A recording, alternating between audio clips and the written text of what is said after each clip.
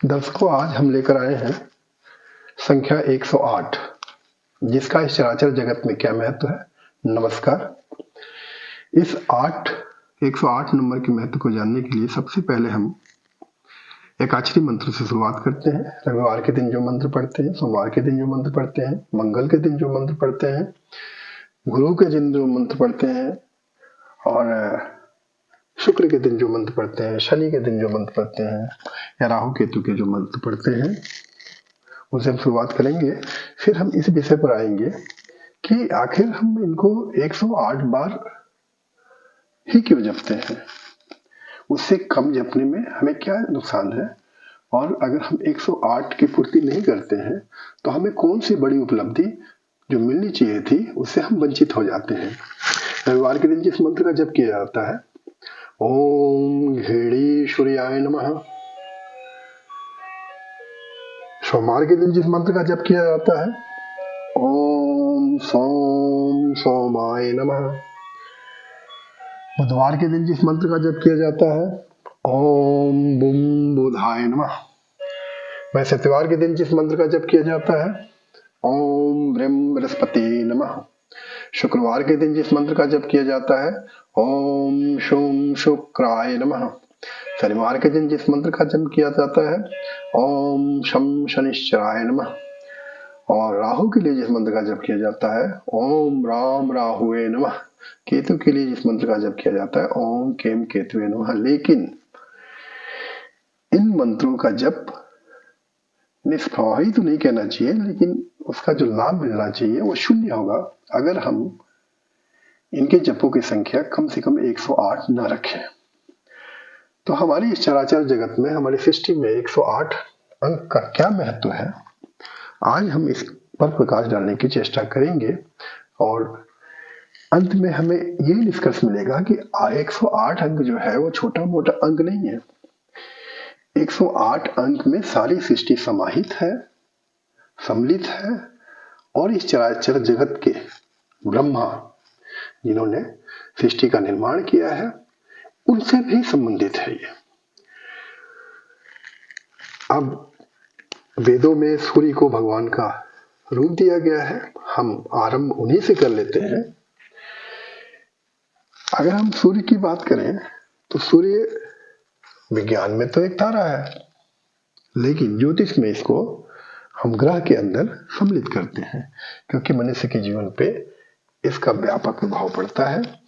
और ज्योतिष में तो इसका इतना महत्व दिया गया है कि जो जिनकी सूर्य की स्थिति या बलाबल बहुत अच्छा नहीं होगा, वो एक अच्छे ज्योतिषाचार्य बनने में उनको सुलभता नहीं होगी। सूर्य की अगर बात करें तो सूर्य के चारों ओर ग्रह चक्कर लगाते हैं। सूर्य से पृथ्वी की दूरी अगर हम देखें तो 15 करोड़ अर्थात 15 into 10⁻7 किलोमीटर, ये अप्रोक्स है, औसतन है। इस दूरी को अगर 15 करोड़ दूरी को अगर हम सूर्य के व्यास से भाग दें, सूर्य का व्यास 13,90,000 किलोमीटर होता है, तो इससे भाग देने पर हमें जो फल मिलता है वो 107.91, जो कि 108 के बहुत ही करीब है। तो यहां पर आप देखिए कि सूर्य और पृथ्वी के बीच में अगर हम चाहें तो ये 108 सूर्य आ सकते हैं। इतना बड़ा महत्व है 108 का। अगर हम दूसरी तरफ जाए, विज्ञान, थोड़ी रसायन विज्ञान की भी बात कर लेते हैं। रसायन विज्ञान में एक आवर्त सारणी आती है। आवर्त सारणी में विभिन्न मेटेलिक और नॉन मेटेलिक का वर्गीकरण किया जाता है, उनको स्थान दिए जाते हैं, उनके आवर्त बने हुए हैं, उनके समूह बने हुए हैं। तो अगर हम चांदी की बात करें, मैं उस बात को समझाने की चेष्टा कर रहा हूँ कि चंद्रमा के लिए जब हम मोती धारण करते हैं तो हम चांदी में ही क्यों पहनते हैं उसको।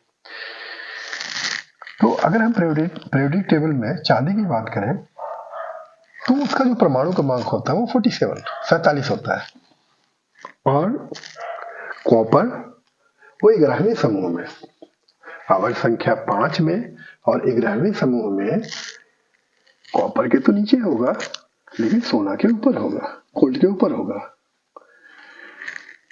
जिसका परमाणु क्रमांक 47 होता है। और ये परमाणु क्रमांक जो परमाणु भार देता है वो 107.8682 के लगभग, यानी कि चांदी का परमाणु क्रमांक जो होता है वो 107.8682। अगर हम इसको पूर्णांक में लिखना चाहेंगे तो ये संख्या बन जाएगी 108।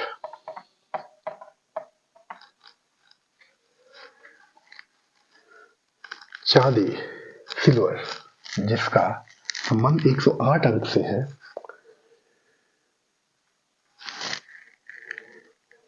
आप देखिए यहाँ चंद्रमा है, मैं इसको चांदी को जोड़ रहा हूं चंद्रमा से। देखिए कैसे, क्योंकि हम जब चंद्रमा की स्थिति को मजबूत करना चाहते हैं या मन की शांति चाहते हैं या कुंडली में कुछ इस तरह से विकृतियां होती हैं जिसमें हमें मोती पहनने की आवश्यकता होती है, तो हम चांदी में ही क्यों पहनते हैं, लिटिल फिंगर में।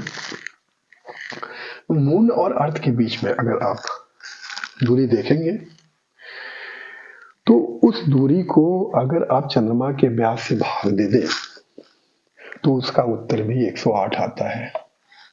मैं लगभग की बात कर रहा हूं, लगभग 108 आता है। इसका मतलब कि इनके बीच में भी 108 चंद्रमा आ सकते हैं। अगर चंद्रमा और पृथ्वी के बीच की औसत दूरी को चंद्रमा के व्यास से भाग दे दें तो उसका उत्तर लगभग 108 आता है। कहने का तात्पर्य यह है कि पृथ्वी से चंद्रमा तक 108 चंद्रमा समाहित हो सकते हैं। इसका मतलब चंद्रमा का संबंध भी 108 से है। चांदी का संबंध 108 से, चंद्रमा का संबंध 108 से, इसलिए मोती का सबसे अधिक लाभ प्राप्त करने के लिए, जो कि चंद्रमा से संबंधित स्टोन है, हम किस में पहनते हैं, उसको चांदी में पहनते हैं। और किस फिंगर में पहनते हैं, लिटिल फिंगर में पहनते हैं। तो ये तो रही एक अलग ज्ञान की बात। अब हम आते हैं भगवान को उपनिषदों की संख्या भी कितनी है। अगर आप उपनिषदों की संख्या की बात करेंगे तो उनकी संख्या भी कितनी है, 108 है। तो उपनिषदों में भगवान को विष्णु ब्रह्मा कहा गया है। भगवान को उपनिषदों में क्या कहा गया है, ब्रह्मा कहा गया है। अब हम इसकी बात करें अगर 108 नंबर की, तो 108 नंबर में देखिए 1, 0 और 8। 1 को 0 से जोड़िए, फिर इसको 9 से जोड़िए, यानी 1 धन 0 धन 9 बराबर कितना आया, क्षमा चाहूंगा, 1 धन 0 धन 8 बराबर कितना है, 9। तो जो 9 अंक है वो किससे संबंधित हुआ, ब्रह्मा से संबंधित हुआ।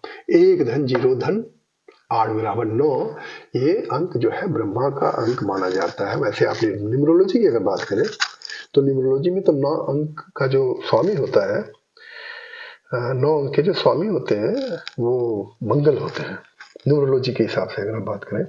लेकिन अब संपूर्ण सृष्टि की बात हो रही है इस समय और 108 की महत्ता की बात हो रही है।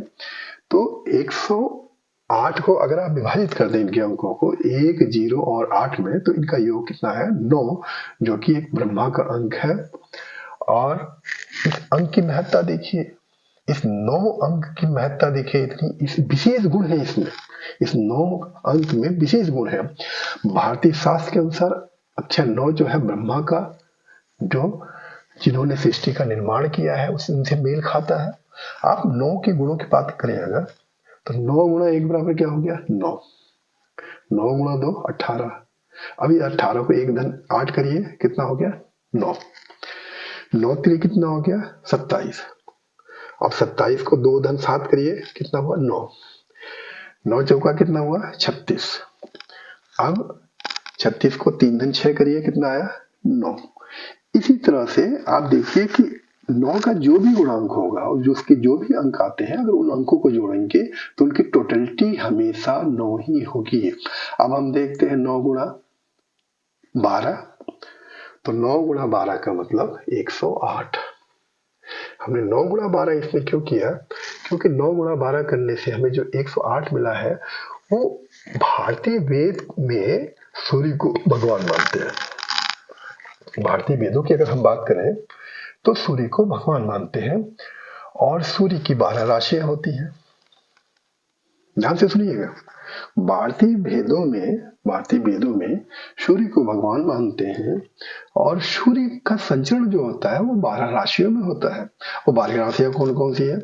मेष, वृष, मिथुन, कर्क, सिंह, कन्या, तुला, वृश्चिक, धनु, मकर, कुंभ और मीन।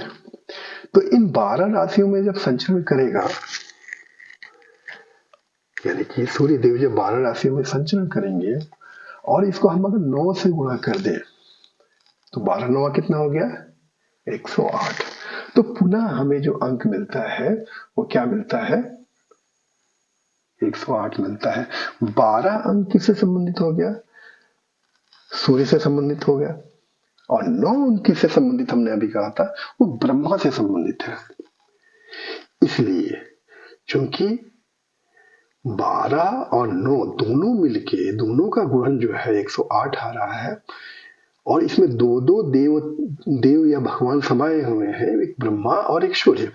तो 108 अंक जो है, वर्णो 108 अंक जो है हमारे भारतीय शास्त्रों में, हमारी परंपराओं में बहुत ही पवित्र अंक माना जाता है, बहुत पाक और बहुत शुद्ध अंक माना जाता है और इसकी महत्ता बहुत ही विराटता को प्राप्त करती है। और यही कारण है कि आप देखेंगे मन की जपमाली जो होती है, उस जपमाली में कितने दाने होते हैं 108। 100 मेरी पर्वत अलग होता है, वो उसका कभी उल्लंघन नहीं करते। तो इसलिए जपमाली में दानों की संख्या कितनी होती है 108। तो संपूर्ण लाभ प्राप्त करने के लिए हमें किसी भी मंत्र को कितनी बार जपना चाहिए, उसका उत्तर यही हमें प्राप्त होता है कि कम से कम एक माला अर्थात किसी भी मंत्र को 108 बार जपना चाहिए।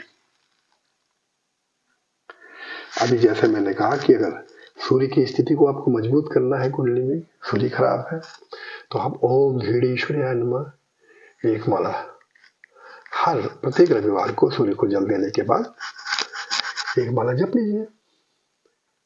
चंद्रमा की स्थिति, मन आपका बहुत अशांत है, ओम सोम सोमाय नमः जपिए 108 माला। तो हर ग्रह के कोई ना कोई दिन निर्धारित है और उन दिनों के हिसाब से आप उन ग्रहों का अगर मंत्र जपते हैं तो आपका लाभ जो है वो अधिकतमता को प्राप्त हो जाता है। इसके बाद फिर हम इसके अगले पहलू पे आते हैं कि भाई 108 का कुंडली से क्या संबंध है। तो देखिए, कुंडली में 12 भाव होते हैं, 12 राशियां होती है और ग्रहों की संख्या कितनी है 9। इन 9 ग्रहों को 12 राशियों में स्थान प्राप्त होता है। कोई भी ग्रह 12 राशियों में बैठ सकता है। तो 12 को अगर हम 9 से गुणा करेंगे तो 12 9 108, इसमें सभी ग्रहों का स्थान मिल गया 108 में। तो जब सभी ग्रहों का स्थान 108 अंकों में मिल रहा है तो हम जपमाला 108 बार कम करेंगे, 108 से कम करेंगे, या मनकों की संख्या अगर 108 से कम हो जाती है तो भी हमें नुकसान है, हमें वो फल 100% जो फल है वो कभी प्राप्त नहीं हो सकता है, कभी प्राप्त नहीं होगा। अगेन हम फिर देखते हैं कि 108 सृष्टि में किस प्रकार महत्व रखता है। नक्षत्रों की संख्या हमारे शास्त्रों में जो बताई गई है वो 27 है, और प्रत्येक नक्षत्र जो है वो अपने आप में 4 कदम या 4 चरण रखता है। 27 नक्षत्र हैं और प्रत्येक नक्षत्र के 4 चरण हैं। 27 गुणा 4 कितना हो गया? 108। तो पुनः हमें जो अंक मिला वो कौन सा अंक मिला? 108। तो इसलिए हमारे धर्मशास्त्रों में, हमारे पुराणों में 108 का बहुत ज्यादा महत्व है, जिस पर हम आज चर्चा कर रहे हैं। फिर से आइए, अब हम एक अलग सी चीज देखते हैं। ये वर्णमाला यहाँ पे छोटी क्लास के स्तर का जरूर है, लेकिन ये व्यंजन, ये स्वर देखने में लग रहा है कि इतने बड़े स्तर पे जो है वो इसमें क ख की क्या आवश्यकता पड़ गई, आ ई की क्या आवश्यकता पड़ गई। हम यहाँ पर इनको इसलिए लिख रहे हैं कि लिखने के बाद हम इनको क्रमांक देंगे। देखिए, क को हम 1, ख को 2, ग 3, घ को 4, इस तरह से करके हम इनको क्रमांक देंगे। और हम यहाँ देखिए, ब जो है 23वें नंबर पे है, म 25वें नंबर पे है, त 16वें नंबर पे है, र 27वें नंबर पे है, स 32 नंबर पे है, ह 33वें नंबर पे है। अगर हम लिखना चाहते हैं ब्रह्म, जिन्होंने सृष्टि बनाई, तो हम इसको लिखते हैं ब धन र धन ह धन म। ब कहां पे आएगा? ब का जो अंक है वो 23 है। ब का अंक हो गया 23, ठीक है। र का अंक हो गया 27, यहां देखिए र, और ह का अंक हो गया 33, ये देखिए ह, और म का अंक हो गया इस समय 25। म देखिए यहां पर है 25वें नंबर पे। इनको जोड़िए, कितना है? 108। है नहीं एक अजूबा, है नहीं एक आश्चर्य कि ब्रह्म भी 108 नंबर, जिनका अगर पुनः योग करेंगे 1 धन 0 धन 8 बराबर 9, जो कि ब्रह्मा का अंक इसलिए कहा जाता है 108 जो है, जो सरल करने पर प्राप्त होगा, अर्थात 9 अंक जो है वो ब्रह्मा का अंक है। चलते चलते हम क्या कहते हैं? सीताराम। सीताराम कह के हम संपूर्ण मंत्रों का जप कर लेते हैं। पूरी सृष्टि, पूरी चराचर जगत में हम सारे पापों से तर जाते हैं। सीताराम सीताराम सीताराम सीताराम। अब सीताराम से देखते हैं हम, इससे अल्फाबेटिकली हम देखते हैं सीताराम का जो अंक बनता है योग करके वो क्या बनता है। तो देखिए, सीता, इसका हमने विच्छेद किया, 100 धन ई धन त धन आ। 100 32वें नंबर पे, ई 4 नंबर पे, ई यहां से ले लीजिए आप 4 नंबर, और त हो गया 16वें नंबर पे, और आ हो गया 2 नंबर पे। आ यहां से ले लीजिए, तो 32 धन 4 36, 36 धन 16 52, और 52 धन 2 कितना हो गया? 54।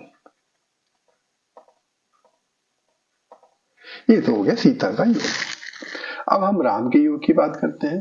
र धन आ धन म, तो र का अंक हो गया 27, आ का अंक हो गया 2, और म का अंक हो गया 25।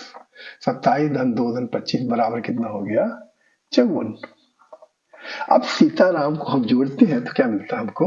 54 धन 54 बराबर 108। तो एक सीताराम कहने पर हमने देखिए 108 मालाओं का जप कर लिया।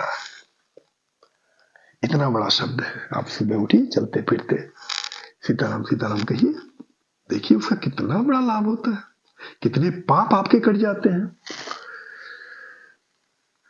इसके अतिरिक्त अगर हम बात करें 108 अंक कहाँ कहाँ, अगर संस्कृत वर्णमाला की बात करें, संस्कृत वर्णमाला में भी 54 वर्ण होते हैं। संस्कृत के वर्णमाला में 54 अक्षर होते हैं, जिसमें 54 स्त्रीलिंग और 54 पुल्लिंग होते हैं। एक शिव और दूसरा शक्ति। तो इस शिव की शक्ति यानी कि 54 गुणा 2 बराबर पे क्या हो गया, 108। तो वहां से फिर से जो है 108 अंक प्राप्त होता है। देखिए है ना कितना चमत्कारी अंक, कहाँ इसका हस्तक्षेप नहीं 108 का। व्याकरण जो कि जिसपे बताया गया है, संस्कृत जिसपे जो है पूरा कंप्यूटर का फंडामेंटल डेवलप हुआ, वहां भी जो है उनका जो योग आ रहा है वो 108 आ रहा है। अगर हम कृष्ण के युग की बात करें तो वहां पर वृंदावन में गोपियों की संख्या भी 108 थी। अगर आयुर्वेद की हम बात करें तो आयुर्वेद चिकित्सा पद्धति में हमारे शरीर में 108 प्रेशर दबाव के केंद्र होते हैं, यानी कि 108 एनर्जी केंद्र होते हैं या दबाव के केंद्र होते हैं। अगर उन 108 दबाव केंद्रों को अगर हम सही तरीके से बैलेंस करें या इस्तेमाल करें तो बड़े से बड़े रोग का उपचार हो जाता है। ये महत्व है आयुर्वेद में 108 का। इसके अतिरिक्त हम अगर भावनाओं की बात करें तो 3 तरह की भावनाएं होती है मनुष्य के शरीर में। 36 भावनाएं होती है अतीत की, 36 भावनाएं होती है वर्तमान की और 36 भावनाएं होती है भविष्य की। इन तीनों को अगर सम्मिलित कर लेंगे तो 36 धन 36 धन 36 अगेन हमें कितना मिल जाएगा, 36 को अगर आप 3 बार जोड़ेंगे तो 108 अंक ही मिलेंगे। तो इसलिए मनुष्य के अंदर जो है 108 प्रकार की भावनाएं होती है, ऐसा विद्वानों ने लिखा है। इसके अतिरिक्त 108 अंक जो है वो हमारे राज्य की सरकार की व्यवस्थाओं में भी इस्तेमाल होता है। एक टोल फ्री नंबर है 108 नंबर। अगर किसी की तबीयत बिगड़ जाती है, कोई आपातकाल स्थिति आती है, एक इमरजेंसी नंबर है 108 नंबर, आप उसको डायल करिए, एम्बुलेंस आएगी। एम्बुलेंस का नंबर है ये, तो 108 नंबर डायल करने पे एम्बुलेंस आएगी और आपको प्राथमिक चिकित्सा तत्काल प्रदान करेगी। साथ में जो है निकटतम जो भी सुविधाजनक अस्पताल होगा आपको वहां पर निःशुल्क ले जाएगी। ये सरकार की निःशुल्क सेवा होती है। तो मैं अपेक्षा करता हूँ कि 108 अंक पर जो भी आपको जानकारी दी गई है आप इसको गहराई से समझने में सक्षम हो गए होंगे। अगर आपको ये वीडियो अच्छी लगी हो तो आप प्लीज लाइक करिए, कमेंट करिए और यह भी निवेदन करूंगा अगर आपको थोड़ी भी ठीक लगी हो तो सब्सक्राइब भी करिए और यह भी बताइए कि आपको किन बिंदुओं पर, अध्यात्म के किन बिंदुओं पर वीडियो बनाई जाए कि आपको नवीन जानकारी आपके अंदर सृजित हो। धन्यवाद।